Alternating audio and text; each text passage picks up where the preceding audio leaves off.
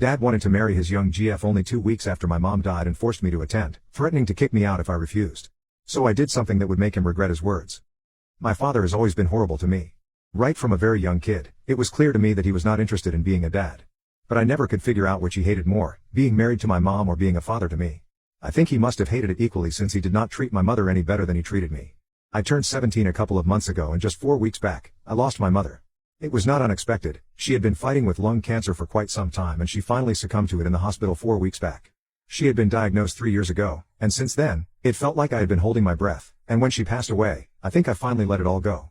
She was my best friend and even now, it feels really surreal to not have her around. Most importantly, she was the only person who was there to protect me from my father. I grew up in a house where every single day, my parents would fight over something or the other. It was very clear that they did not love each other, and I honestly don't even know why they were married. Every time I asked my mother why she had married him, she would tell me that they had loved each other at some point. They would always make up, but I was never able to forgive my father as quickly as my mom did. I had advised her to leave him several times, because sometimes when they were fighting, he would say absolutely horrible things to her. He would say things like how he regretted ever being with her and having a child with her and he wished she passed away from her disease so he could move on with his life. I would tell her to leave repeatedly, but she just refused and I don't know why. As for me, I had wanted to leave ever since I was 4 years old, but I had nowhere else to go and no other family either. My mother was an orphan who had lost her parents in an accident when she was literally and had been raised by her grandmother, who passed away when she was in college. She did not have any other family members who she was in touch with. And I did not know my father's side of the family because he never took us to meet them. He claimed that he did not get along well with his family, which is why he did not want us to meet them. There was no elaboration and I was too scared to ask him. I was used to getting yelled at for things, so I wasn't going to paint a target on myself by prying into something like that. Anyway, my parents were the only family that I had, which is why I had to deal with my father because my mother refused to leave. After she passed away, I was devastated. But my dad went about his business like nothing had even happened. It was not surprising to me in the slightest because even when she was sick, he had been acting the same way. I did not expect him to care because I knew that he did not love anybody, he was probably not even capable of that. But what really surprised me is that just 2 weeks after my mother had passed away, once we were done with the funeral and formalities, my dad brought home a much younger woman. She was just there, one morning, sipping coffee in our living room. And when I mustered up the courage to ask my father who she was, he told me that she was my new mother, apparently. He also had the biggest smile on his face, probably his creepiest one yet, when he was telling me that. In spite of myself, I couldn't help but comment on it, and I told him that it was a bit too soon to bring home his girlfriend, since it had been just 2 weeks since my mother had passed away.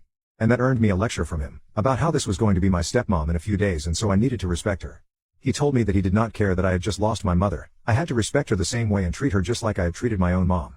I was beside myself with anger and I tried to argue with him, so he dropped another bombshell on me and told me that he was getting married. He said that ever since my mother's diagnosis, he had known that she would not be able to make it because she had always been weak and fragile, ever since he had known her. So he had started looking for replacements, that's literally the word that he used, since then, and he had been with Melissa, his girlfriend, for the past 2 years.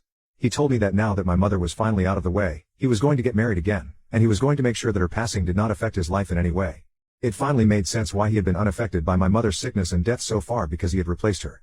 I was disgusted and honestly just repulsed by him, and I told him that I would not be attending the wedding, and I expected him to say that he was fine with that because honestly, why would he care? But then, he told me that it was necessary for me to attend. So that took me by surprise and when I asked him why that was, he told me that only if I attended, would he be able to make this seem normal and acceptable to other people. Apparently, according to him, me being present at the wedding, would mean that I had accepted it. And if his own daughter did not have a problem with this marriage, nobody else would have any reason to comment on it either. So basically, he needed me to be there, so it would seem less depraved, which in itself was pretty psychotic.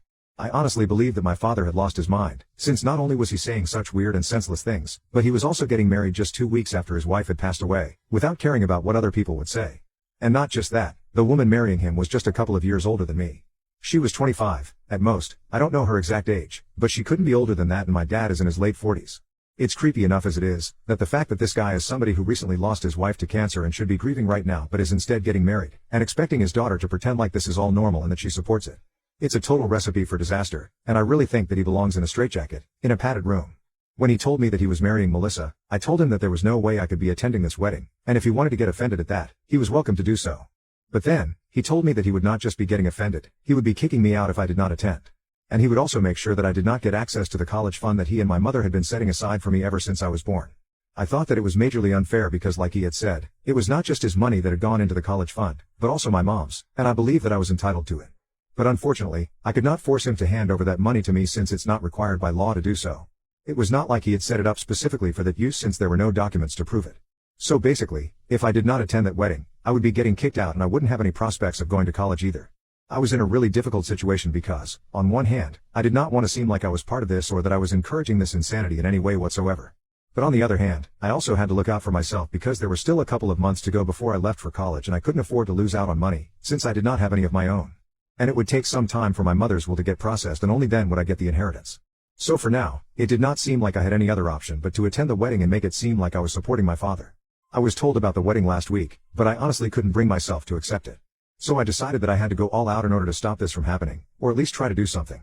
To his face, I told my father that I would be attending the wedding, but then I started trying to look for something, anything, to disrupt what was going on because I just couldn't bring myself to allow this to happen. I honestly didn't even know what I was looking for, I just wanted something. And I got really lucky, like miraculously lucky, when my father left his laptop unattended. He and Melissa went out for dinner a couple of days back, to celebrate the fact that they were getting married, and I was alone at home. My dad had left his laptop on the coffee table. I did not expect anything when I opened it, since it was locked, so I just tried to guess the password and luckily, I got it right. It was Melissa's name, followed by his own birthday, which was weirdly shocking. Anyway, once I was in, I could barely even believe it. I started going through his social media and initially, I found nothing. But then, I realized that he had 2 profiles on Facebook, and I decided to go through the other one, which I had not seen earlier. To my surprise, that was his secret account, just for his side of the family. He had been telling my mother and me that he did not get along with his family, but here he was, on his other profile, hanging out with people we had never seen before, who looked like they were definitely related to him. The more I scrolled, the more photos I found, dating back to years ago. It was very obvious that he had been in touch with his family all along, he had just been lying to us. And then, I decided to go through his messages on that account and I found out that he had been in touch with his parents for a really long time. I'm guessing he also had another phone. He had essentially been leading a double life right from the beginning, and nobody had a clue. My mother and I had never known about any of this, and even if she had known, she had never told me about it. And I was pretty sure that his family had no idea that I even existed. After going through his conversations with his father on his account, I realized that his father thought that he was living away from home for work and nothing else. Little did he know that he had a whole family here. I quickly took photos of those chats and went to my own phone, so I could speak to my grandfather. I was quite nervous because I had no idea if he would even believe me because all of this was so ridiculous. I could barely even believe it myself. Nevertheless, I went to my room, and I logged into my own Facebook account, and contacted the profile that I had seen on my dad's account. Just as I had suspected, there had been 0 mutual friends, which is why I had never been able to find him. I hadn't even known my grandfather's real name for all these years, which is why I had never been able to track these people. Now that I had his account, I messaged him immediately and tried to explain everything, as quickly as I could.